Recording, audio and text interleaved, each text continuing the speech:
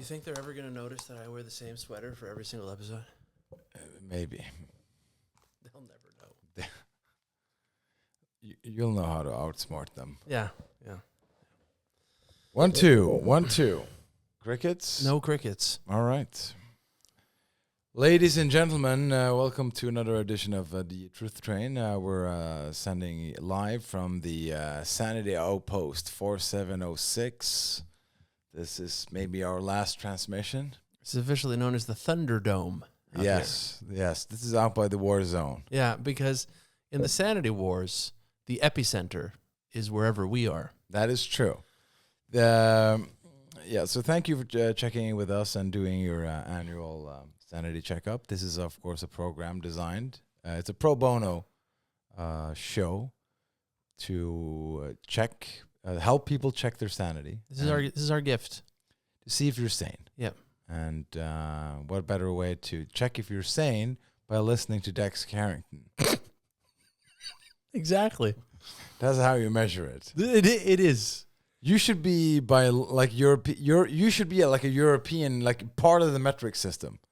Mm-hmm. You should be part of the metric system. They should call you from Paris to ask you to come down there, and they should measure you and then compare people like how many Carringtons are you on the scale. That's it. Because just like an earthquake is measured with a Richter scale. Yeah, but that was a guy. Yeah, that was a guy, right? A guy. Sanity is measured by the extent to which you resonate with what I say. Exactly. And so, well, I mean, you're just 3 on the Carrington scale, so you're good. Yeah. Yeah, you're good. That's it. No, but I mean, ideally, you want to be a 10. The sanest people on earth are a 10 on the Carrington scale. Yes, of course. I agree with everything he says. Yeah.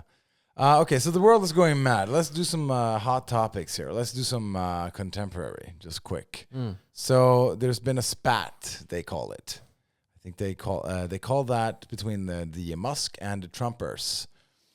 And Musk called him the reason they haven't released the Epstein files is because Trump is in the Epstein file. That is the claim by Elon Musk, allegedly. I'll give that claim a 7 on the Carrington scale. That's a 7.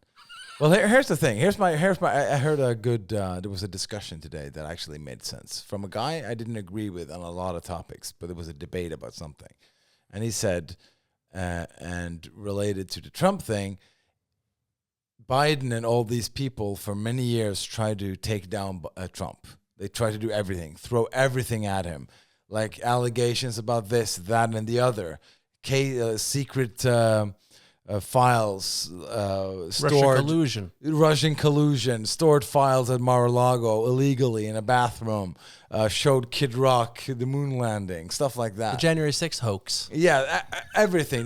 They tried to do everything to take him down, and they couldn't, right? Yep.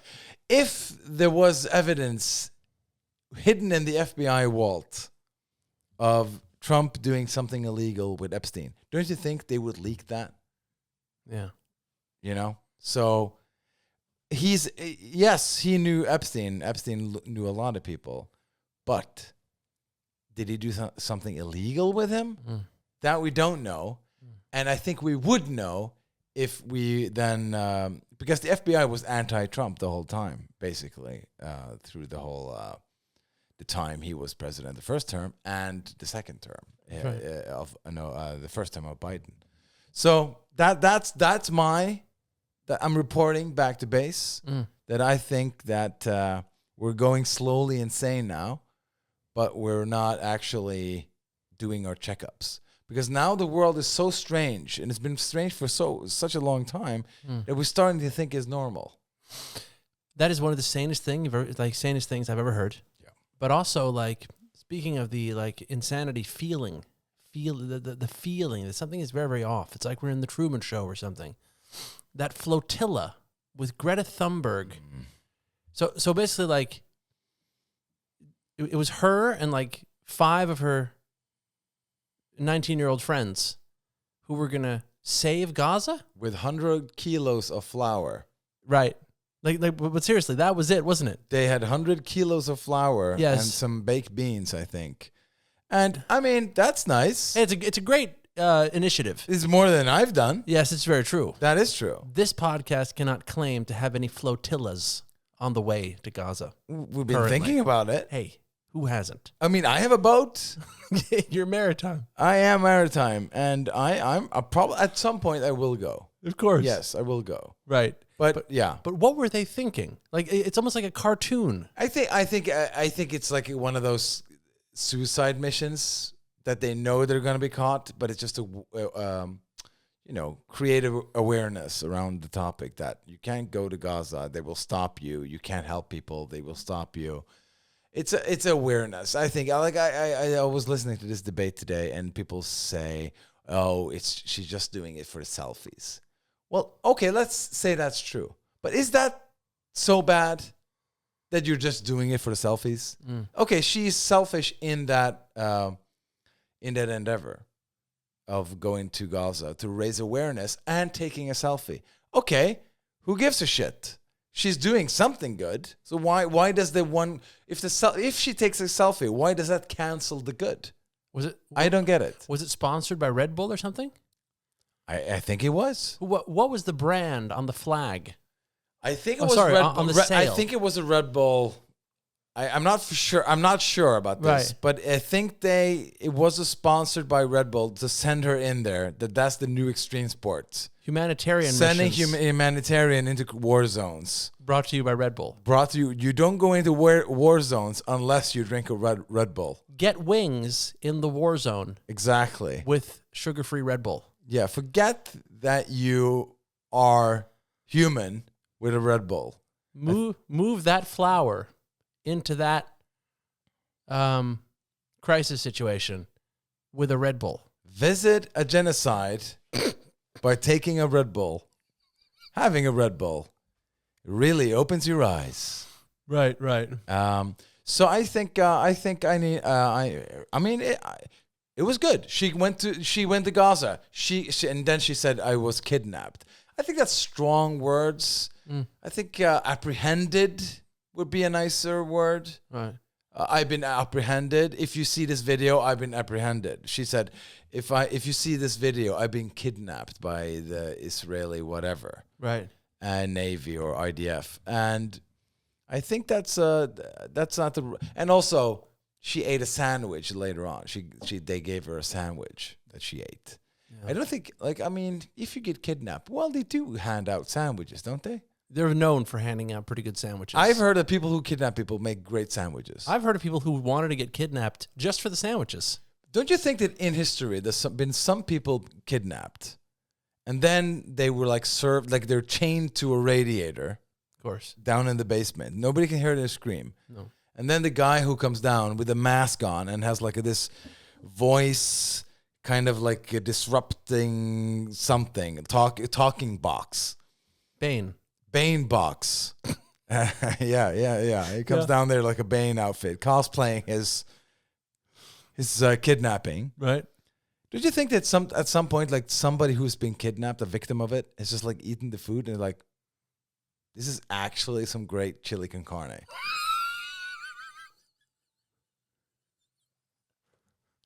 This is actually phenomenal. I mean, I know I'm kidnapped. I know I'm chained. And I know I probably will never see my family and friends again. Yeah. But this food here Yeah. is actually good. This is phenomenal. Don't you think that has ever happened? I mean, obviously, yes. Obviously. I think that's what happens most of the time, to be quite honest. That's why there's Stockholm Syndrome, because of the food. I think so too. Yeah. I mean, if I was kidnapped and they chained me to a wall and I was like, release me, and just being mad, and they made beautiful, fresh, buttery, cinnamon, sugary, baked Cinnabons that I was like, okay, I'll chill for a moment. Yeah. I'll take it easy. I'll enjoy these, and then I'll continue to screaming later. Yes. Don't you think so? I'm going to put the screaming on hold for exactly 17 I'll minutes. eat these. Yeah. I will. And thank you. Yeah. Thank you, by the way. Yeah. I mean, I'm pretty sure not every kidnapper would do this. Mm-hmm. That I'm pretty sure of. But I think it the cuisine at a kidnapper, I don't know what it is usually. I think it's a lot of beans and a lot of scraps. Yeah. Don't you think so? Yeah, like it's like what I didn't eat, and they eat like the potato skin. Yeah, cans of things. Cans. Yeah. Like, oh, thank you, bacon. And it's not even hot beans. It's just like, and wasn't this one guy that had like, he served a couple of women dog food for a while? He loved to watch them eat dog. He starved them and then gave them dog food and they ate it. And he was like, ha ha ha. I haven't And brushed then he up. killed them. I haven't brushed up on all my kidnappings recently, Oh, but that's.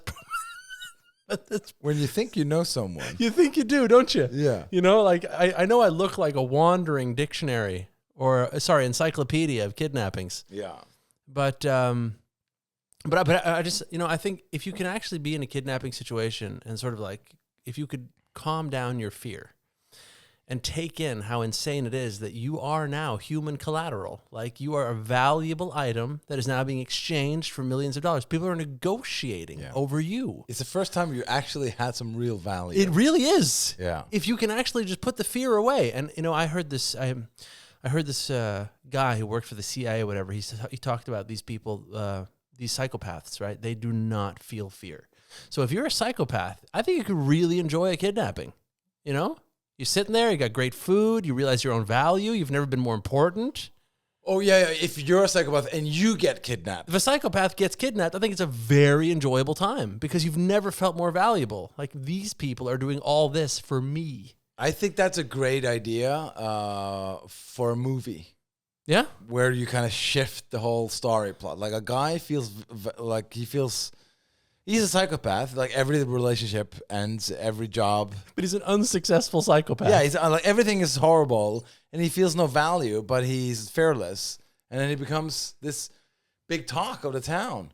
And, like, choppers are looking for him, and it's like a big thing. And he kind of like, okay, I'll release him for $1 million. Or if you give, he's like a prisoner exchange thing, you know, whatever it is. I think that would be a great plot for a movie. Like, finally, I feel so valuable. Nobody would, of course, release that movie. It would be an art movie, I think. No, but I mean, hey, listen, it is, you know, I think we've discussed this before, just say one sentence on it. Like, your value as a human is measured by the status of your enemies. 100%. Right? Now, if someone is willing to, you know, kill you, that's one thing. But kidnapping, that's a high-profile thing. Okay? Yeah. You're on the news. Like, look at the news right now. Yeah. Like, hey, we're going to kill 2 million people because they have 15 hostages. Like, that's the thing in Gaza right now. Is it really? I think it's like 50 or 15, right? And then it's like all that commotion for these hostages. It's a lot of commotion. I mean, if Hamas, if they were smart, they would just release the hostages to see if then Israel would hold their word. Right. Wouldn't that be, it's just like, okay, we'll do it. And it's like a big thing, TVs, everything. Here's the hostages. Okay, is the bombing stopping? No. Okay, then we now we really know.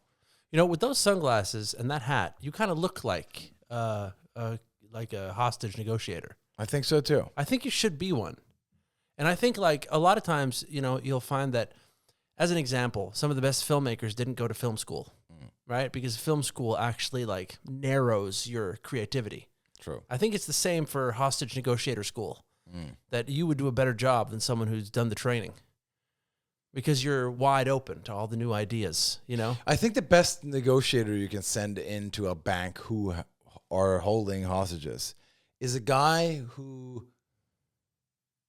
doesn't sympathize with anyone, or like he just comes in there like, hey, I'm just here for the people. I don't care about your cause. I don't want to take away your money. I just want to make this as less bloody as possible. Right. And I think that a hostage taker would appreciate that. But that attitude. But he cares about the people. I thought he cared about nothing. Well, he has to care about something. Right. You can't just send in a negotiator. I don't care about anything. Yeah, but don't you want to have the hostages?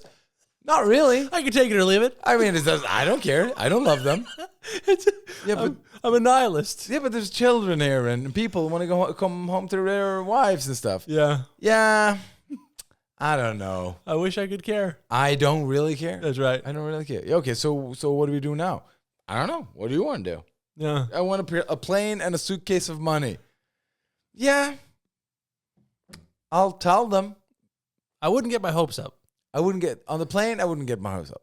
Can you fly yourself? No. There you go. Okay. All right. I'll tell them. I'll be back. Okay. We might be able to get you a couple of pizzas. Yeah. Do you want something?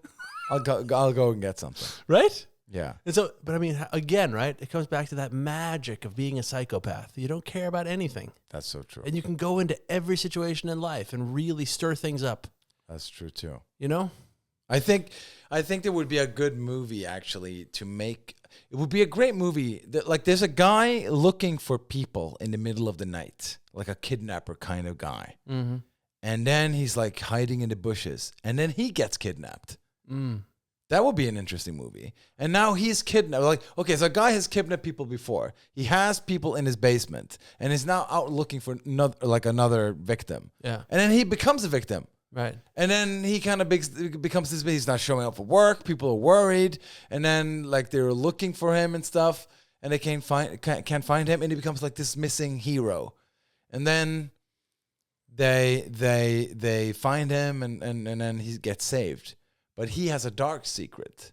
He has people in a secret apartment that where he has his victims, right? Of course. And he has like this cat feeder that kind of feeds people, right? So they can stay alive for a while, so they don't die if he doesn't show up. Yeah, this is not his first time. It's not his first time. The cat feeder gives them kind of like whatever protein, Right. and some water, Mm-hmm. and that would be a great movie. Like you kind of like this horrible monster becomes like a hero, and then goes back to being a monster.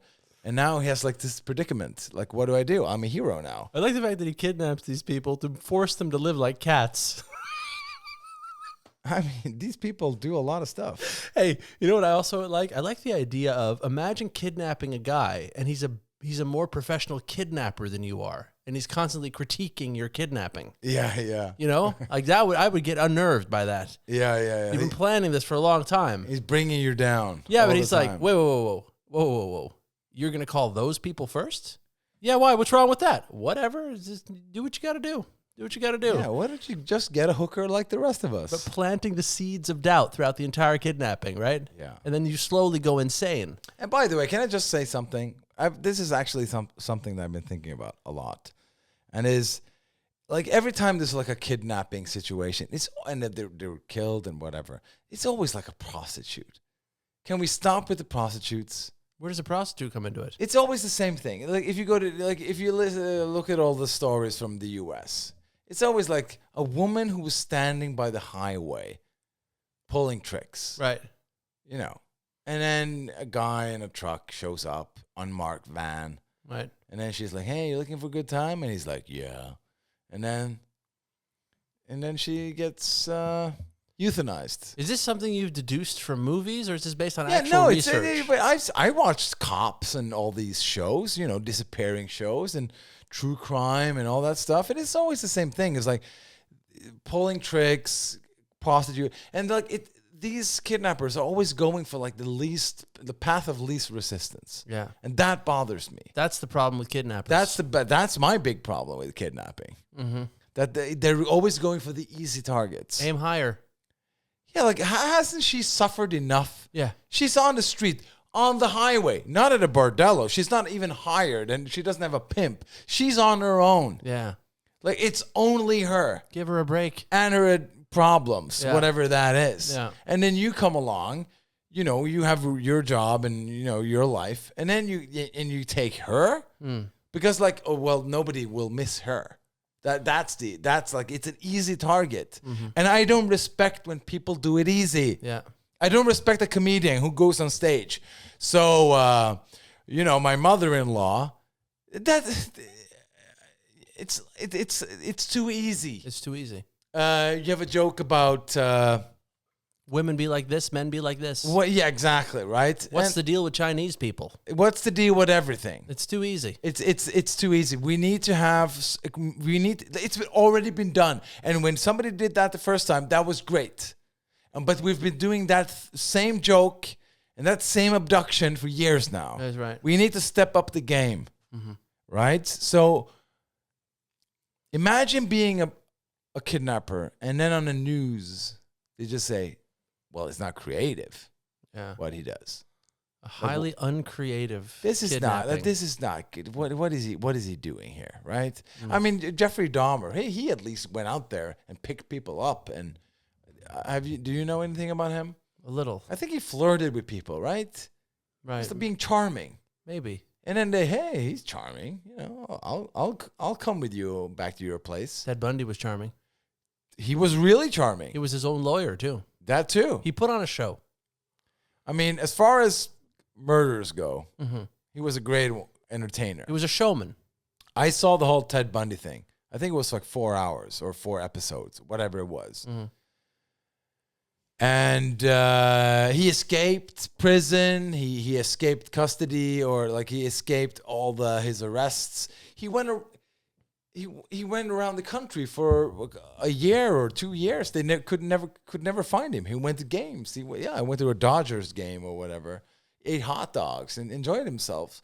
And then he went to Florida, and then he's like, you know what? I need to kill again. I cannot kill. I need to do it. So he saw like a fraternity and students who went into their room, and and that's not good. Like defenseless, and I don't condone that at all. But now we're kind of onto serial killing, right? I mean, That's a different topic entirely. It's a totally different ball game. He didn't kidnap. That he didn't do. No. At least that's what I think. He didn't do that. Well, at least he maybe did it in the beginning. Yeah, he did. Yeah, he did do that. Okay, but the point is, there was a woman who was like coming with her family, like her husband and child, and like, hey, we're going to the restaurant. Like, yeah, I'm just going up to the room to pick up the camera, and he was in the elevator, and he was just like, wow, great, really, yeah, and then she never returned. Wow. So he obviously then kind of she disappeared. She took the elevator, and he was in the elevator. Right. And they were like, bye, see you. So how's that kidnapping? That's kidnapping. He didn't kill her in the elevator. Right. He took her somewhere. He kidnapped her.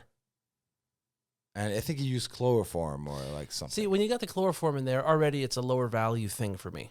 I don't feel my value as a person. I sort of want to be taken to a place where be sure to treat this guy well because he's worth a lot of money to us. That's the kind of kidnapping I want. You want value. I want value out of my kidnapping. Yeah, because like the thrill is it's not the thrill you're after. Put it this way, okay, as the old saying goes, the thrill is not in the chloroform. It's in the money exchange and all the fuss being made around me. You understand? Let me ask you a question. Right. So for you to be ostracized from Europe and the US, or being on like a most wanted list, mm-hmm. but you could live in other countries. You could live in,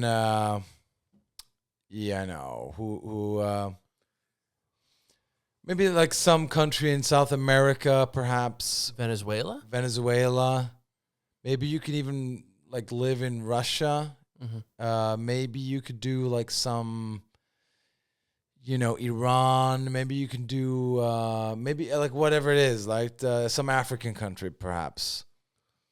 How much money would you need to have? Like now you do a kidnapping and you want a sum of money, but you can never return to Europe or the US or any like civilized country. How much money would you like to have? So I'm the kidnapper now. You're the kidnapper, and you're demanding. So we're switching it around now. Yeah, you're demanding money. I no longer derive my value from being kidnapped. I now derive my value from the money I get being extorting someone, being a kidnapper. $600 million? That's it? What do you mean that's it? $600 million? What do you want? I mean, a couple of billions, I would imagine. You want a couple of billion? Yeah, because listen, if you become a kidnapper and you get a couple of billions and then you travel to a country, remember, you have kind of the world after you. Right. Right? Oh, they care. Oh, they care. Okay. Yeah. Okay. You don't think they don't care? Well, I don't know. You didn't say anything about people caring. Well, they usually care some a little bit, somewhat. So you have the Mossad, you have the CIA, FBI, you have the MI6, you have a lot of. So you need a couple of billions to have security. Right. That's what I'm trying to tell you. Russian security. Yeah, like Pablo Escobar. You know, he lived in Colombia, and he bought off the right people. You can't do that with 600 million. You need a couple of billions. All right. You need a revenue stream, right? But this has happened. This is people in Africa. They started a Bitcoin or a crypto thing, and then they took the money, and then they stole the money on a Saturday. On Monday, everybody figured it out, and they left South Africa, and don't know where they are. You know, I don't know. I don't remember the scheme exactly, but a couple of years ago, two brothers, Pakistani brothers, and they took a couple of billions. I think it was 2 billions, and then just disappeared. Man, yeah, that's a phenomenal. But it has to be that kind of amount of money, right? But here's the problem: like having 2 billions, and you can never like return to polite society again. You're kind of stuck in. You have to change your identity. That's not cheap. But you know, I totally agree. But like speaking of get rich quick schemes, do you want to hear one that I had once? I think you'll appreciate it. I mean, last episode you had a couple of really great concepts. Just so great, you know. And I'm pretty sure the phone has been ringing off the hook. Hey, listen, I had to change. I had to change my number because like people went nuts. Yeah. What do you got? So what I do, I write a script, okay? Then I use every connection I have to ally myself with famous people to try to get funding to make this movie of this script. And this script is about a down-and-out comedian guy. He's trying to make it. Everything's against him. Things are going not well. Suddenly things are going better. Is this about the arena in South Africa? It's about the arena in South America. Yeah, we did that in the first episode. No, we did not. Yes, we did. That's impossible. You've lost your mind. That's technically not true. And I've been thinking about it. It's a horrible idea, by the way. Why is it horrible? And when I first heard it, I thought, yeah, you're a genius. I love Now that I got to know you better, you should be arrested. Prosecuted. Pre-crime. Yes. Pre-crime arrested. No, yeah. So you do like for the people, I'll say it quick. Okay. So you have a movie and you can't do it, and I don't know, you use the money to film a special in South America, and you hire people to laugh, and it's the biggest stand-up show ever done. That's right.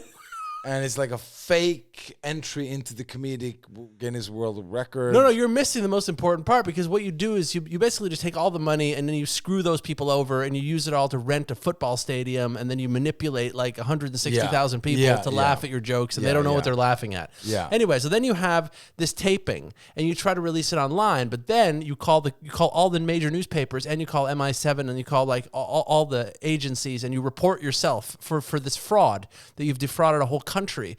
Then you get all law enforcement in the world after you, and every headline in the world saying that you're a criminal, and then you get them to ban your special. Now you're primed to make money. And then you're hiding from the law. You're like Saddam Hussein. Okay, stop. Sanity check. Why is the government of some South American country after you? How did you defraud them? Oh, I like made their people look silly because they. And that's fraud? Yes. I'm not sure you know what fraud is. They're very angry at me. Listen, the only thing that matters here is that this special gets banned, and that's in every newspaper in the world. And once people are told you're not allowed to see this, that's when they want it. That's when you make the big bucks. That's when I go on. That's when I get my $600 million, and I go on the dark web and I sell it there, right? Yeah, because most people are on the dark web. That's where the mainstream is. Yeah, that's your audience. that's Guy who are in farty smelling basements. That's your people. No. You don't understand.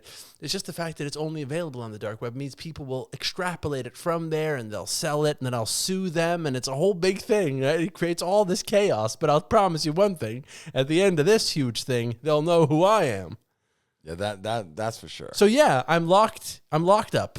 Okay, I'm in solitary confinement, but everybody knows who I am. That's so true. And I get a following, and then women send me tons of letters in jail.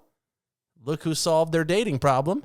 But But to bring it back to where we started here, because it started with kidnapping cuisine. Yeah, that's true. Yeah. So if you were a kidnapper, Great name for a restaurant, by the way. kidnapping cuisine. That's right. So what would you serve your victim if you ever became one? A kidnapper, that is. So if I became a kidnapper, what would I serve my victims? Yes. Right, yes. right. And I'm assuming I want to trade them for a lot of money. They have to be doing well. You want to keep them happy? That's beside the point. Yeah, but like, is it food that makes them fearful or food that makes them feel safe? That's okay. Sorry, Right? that's actually I never. Yeah, Macaroni, that'll give you some fear, right? yeah. Macaroni is fair. Right? But pizza is more of a comforting thing. It's a comfort food. Yeah, I agree. But isn't mac and cheese pretty popular too? Like I've eaten pure macaroni. Yeah, I know, but listen, here's the thing you know about pizza, right? If you get pizza, you know it's from a chain. You know you're good to go, right? But if it's macaroni, who is this guy who made this? He's sick enough to kidnap me. What does he know about making food? Exactly. Freaks me out, you know? Yeah. So that's why you're like, should I eat this? Meanwhile, he's staring at you like, eat it, right? Because you have to eat it because you got to keep your strength up or whatever during the kidnapping, I guess. Yeah. You know? So anyway, I would go for, here's what I would go for. First of all, I'd go for full transparency. I'd bring the kidnapped person into the kitchen. Hey, and then talk them through like a cooking show, you know? So I'd be like, listen, here we have beef ribs. So what you want to do is you want to take your Le Creuset pan, okay, put some olive oil in there, and we're going to sear the sides to get the fond at the bottom. Wait. Did this turn into a kidnapping cooking show? Yes, because I want them to sympathize with me during the trial. On YouTube with a ski mask. Hey, this is what I make for my victims. I boil up some spaghetti and I put on, and here's the secret. Because I love my victims that don't know, like, what is in this? What, you know what? I use just plain oregano. Yeah, but literally, like transparency, so they can see me cook it, right? So they know exactly what's going on. And I'm talking them through what's happening. You know, why not learn something while we're in this situation, right? So your victim is sitting in lying, chained to a radiator, and it's like, oh, so you sear it only 1 minute on one side, and then, okay, got it. Exactly. And now we have a great rapport, right? Right. Like chef and apprentice. Yeah. I like to have a chef-apprentice kind of relationship with people I kidnap. Yes, exactly. Right. Okay. So anyway, I'm talking them through all this, right? And I sear all the beef ribs and stuff like that, you know, make a great ragu, right? And then after that's in the oven for like 7-8 hours, you know, then it's pull apart tender at the end of it, take the bones out, everything, put everything back in, right? Now we're layering a lasagna. See, there's stages to this. I'm building rapport. There's a relationship building. If you kidnap someone, it's very hard to win them over, but food will do it. Yeah. Right? That's what I'm assuming anyway. Food is a way to break bread. It is. Food is a way to break the ice. That is true, if anything. And like, why would this person, because it's not, because on the one hand, they've kidnapped me, but on the other, I'm learning so much about cuisine. That is true. Right? And why would a guy who's such a great chef voluntarily kidnap me? And someone's probably forcing him to do this. And also maybe this, when he gets released and he's like, wow, how do you know how to make this? It's a funny story. I learned it from my kidnapper. Right. See? Now you got a great conversation starter. Yeah. For the rest of your life, right? Hey, you know, you keep someone with you for 7 days. You teach them 21 dishes, you know? Solid breakfast, solid lunch, solid dinner. Do that for 7 days. For the rest of their life, they're cooking food. And that's probably why Kidnapper's Cuisine would start as a restaurant. It's the guy you like let out of that basement. So true. Right? You know, when I get released, I'm going to start a restaurant with all of your recipes. And by the way, you're not making kidnapping food good enough if you're not using Lloyd and Melon hot sauce. It's the kidnapper's choice. You haven't been in hell before you have a drop of Lloyd and Melon. Yeah. It's the taste of freedom while being tied up. Lloyd and Melon taste like coercion. Yes. Yeah. If you're tied up, have the taste of freedom with Lloyd and Melon. Yeah. Habanero and mango. Mm-hmm. Fermented hot sauce. It's the official sponsor of this broadcast. Funny story about Lloyd and Mellon. They used to be kidnappers, the both of them. They did hard time. They did, didn't they? And you know what? The only thing they did wrong in that whole kidnapping scenario? What was that? They didn't make the hot sauce after they got released. So true. And after they started making this hot sauce, they didn't have to kidnap anymore. Yeah. Because this is so good, and it takes so much time to make it too, that they're occupied. And that's also another tip to all the potential abductors out there. Maybe you should put your mind to something else. Create something great, like Lloyd and Mellon's hot sauce. Mm-hmm. That's so true. It's so true. You know? And, take all that psychopath energy and put it into a sauce. Put it into a hot sauce. Yeah, that's right. Yeah. Distill it down to the essence of the chili. Yeah. Yeah.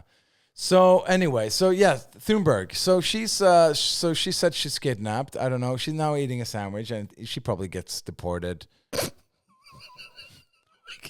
Here we're going full circle. That was great. We came back. Yeah. I mean, that was just a small little deviation. Just a small deviation. Small detour. So she's there, and so what else is in the news that people need to know to check if they're sane? I think if you're listening to the news and expect to stay sane, Yeah. I think you're in a lot of trouble. I do consume, sadly, a lot of news. Right. I do listen to a lot of podcasts who report on different matters. I should also say that I don't listen to news outlets that are like CNN or Fox or whatever. I go to investigative journalists, people who bring it down to like the essence, like Lloyd and Mellon. Right. You know, they are the best investigative journalists. yeah, yes. They put hot sauce on their cases. Yes, they do. So that's what I follow. I follow people who like, okay, this happened, but here's the other side of that story. Right? It's like, this happened. Like, yeah, everybody can report this happened. Mm-hmm. But people like usually like Glenn Greenwald or Max Blumenthal, Aaron Mate, all these different, like, I follow a lot of guys who are like, they see, they look under the noise. They like, okay, there's a lot of noise, but what's actually going on? So that's what I follow. And that's a way of keeping a little bit more sane, because you get more like, oh, that's how that works. That's how that clock ticks. You see the cogs a little bit closer. Like this whole Trump and Musk thing. The funny part of it is that nobody's talking about that he just banned a couple of nations, that they're illegal to, like, all the people from these countries are illegal to enter the U.S. 13 countries, I think. 13, yeah. And but that disappeared. That disappeared like as soon as Musk said Trump is a pedophile or in that area. Mm-hmm. That just disappeared completely. And that tells you what the news focuses on. They focus on sensation journalism. Okay, but let me ask you this though. Everything's insane. Yes. And you're the one who taught me that sanity is a surprise. That is. Don't assume things are sane. Don't assume sanity is all around you. Don't assume sanity. Never assume sanity. Sanity is a surprise. So this morning, I was on my way to a meeting. Stopped by a bakery, and a guy came out of that bakery, and he had two of those, what are they called? Those not headphones, but those small earplugs from Apple. What are they called? AirPods. He came out with those. But I didn't see them. And so he's screaming and yelling, right? While he's like aggressively eating donuts. And he has this coffee and he's gesticulating with it. And he's talking to seemingly no one. And I thought, oh, he must be wearing earpods. Right. But then he turns around and he looks at himself in the window of the bakery and he starts dancing. Like really dancing. Like he's on ecstasy, right?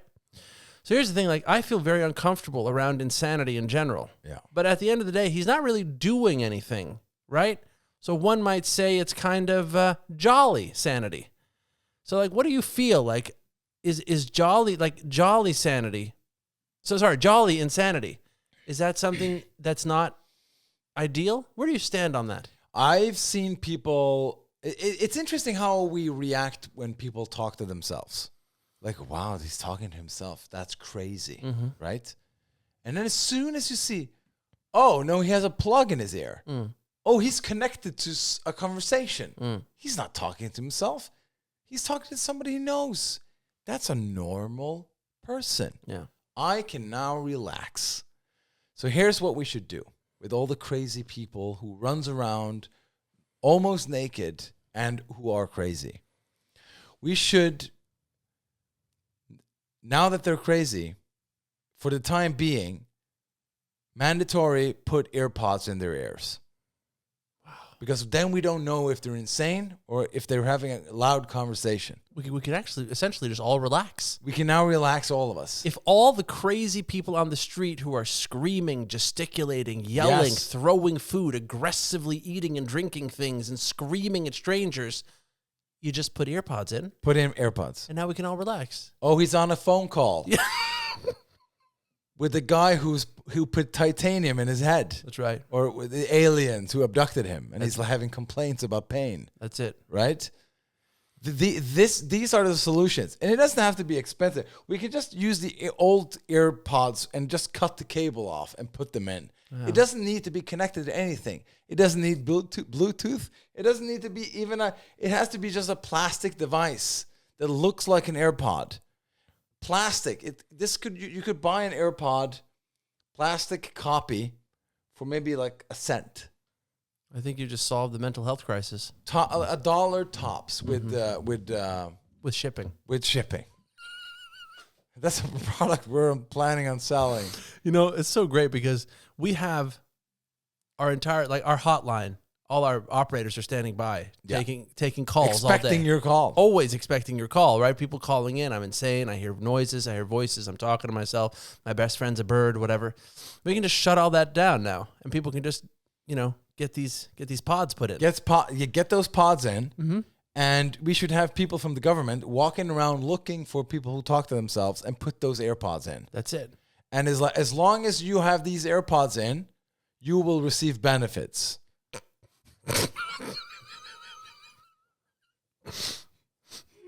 That's right. If we see you without the AirPods, you will lose all benefits. Yeah.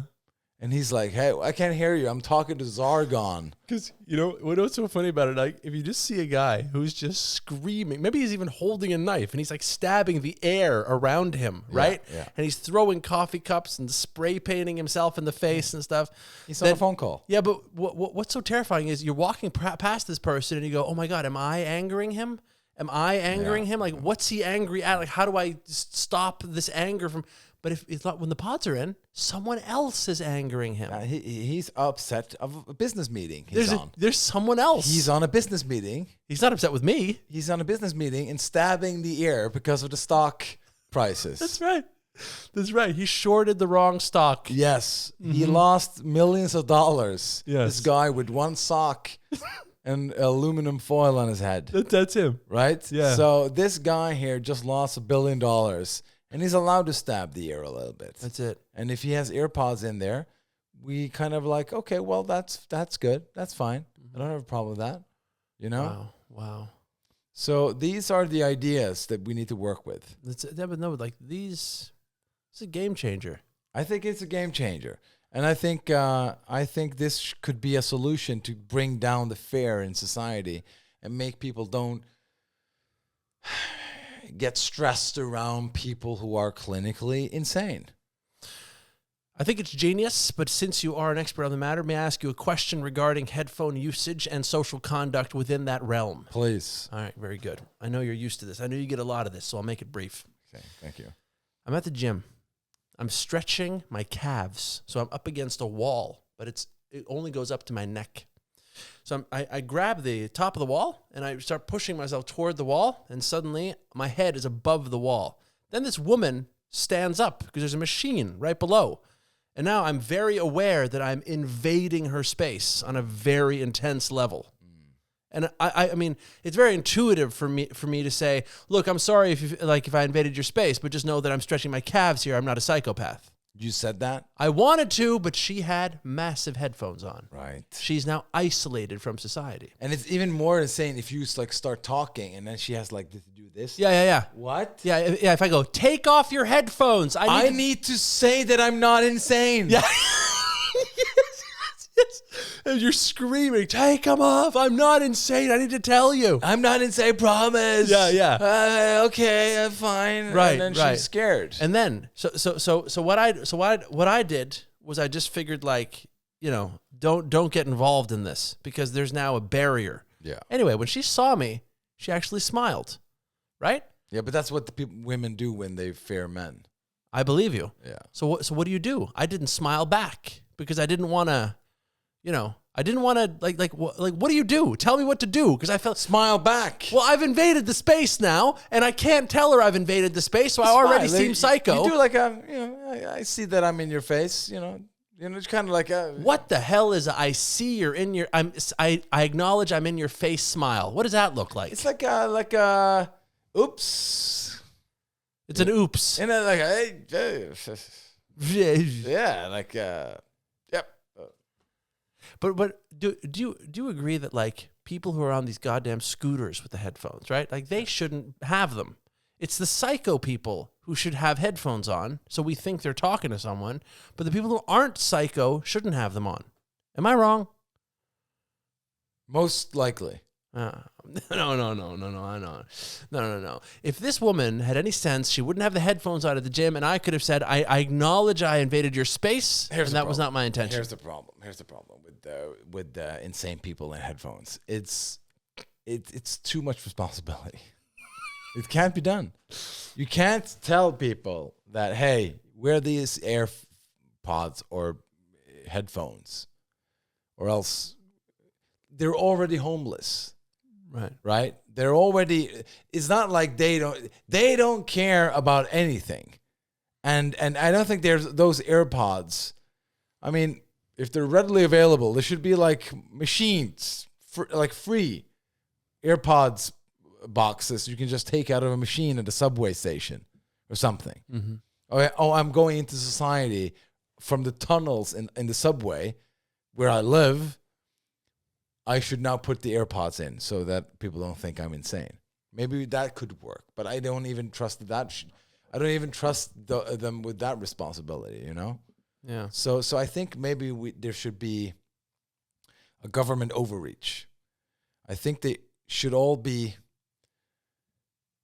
tranquilized, like shot with a tranquilizer gun. Right. And or chloroformed, whichever works. Yeah, have a bunch of Ted Bundy people, chloroform them, bring them to a facility, and then as long as they're insane, they have this AirPod kind of operated onto them. Super glued. You can call it super glue. I would call it as much as like it's woven in to the air. It's part of your anatomy now. Okay. It's skin AirPods. Yeah. Like like they make skin out of an AirPod and then make these cells kind of bond. Right. It's part of your anatomy now. Right. And it's white or whatever it is. Yeah. I think that's the way to go here. I think that's the way to go because I think it would be too much to like trust people with that AirPod situation. Right. So you get the less psycho but more Bundy type homeless people. You recruit them into a bureau. Yes. And then you send them out to round up all the crazy homeless people. Yeah, the Bureau of Psychopaths. They just wheel in the others. The other other side, yes. Who aren't the non-bureau psychopaths. The non-bureau people. And then give them AirPods and then use like $1 trillion on that project. Yeah. Yes. You know, put that on the spending bill of Trump, the new spending bill. Yeah, because there was a guy who yelled at me recently down in the city center, and he was really staring at me, and he was screaming all kinds of crazy stuff, right? And he wasn't wearing any AirPods. Well, and then it's freaky because like, what the hell are you yelling at me for? But if you had the AirPods, I could have just relaxed. Like, if you had a microphone, that would be even better. Why is that? Because that means that he's like entertaining. Or like talking to everyone. Yeah, he's talking to everyone. He's like actually having a show. He's helping. Wow, what a show. What a show. Yeah. Yeah, that's right. So more technology, I think. I think, yeah, we should just dump a bunch of technology into society and see what happens. That's right. Yeah. Man, but it's just like, it's something about like, as long as he's got these ear pods on, then I can relax and I go, oh, he's not yelling at me. There's some other guy on the end of that phone making him very angry. Yeah, and that's how we will thrive as a society. I think that's the way to go. And it is funny how we like, oh my God, he's talking to us. Oh, no, he's talking. He has a thing in his ear, and people love that. And I think that's tough for a lot of old people who do, like the AirPods and everything's so like disguised now. You like some of them are like in the air, like it's not even you can't even see it. Mm-hmm. And like that throws a lot of people off, I think, especially old people who are not new to the last thing they saw was like these big headphones. Mm-hmm. They kind of gotten used to them. That's like a big thing. So and also I love AirPods.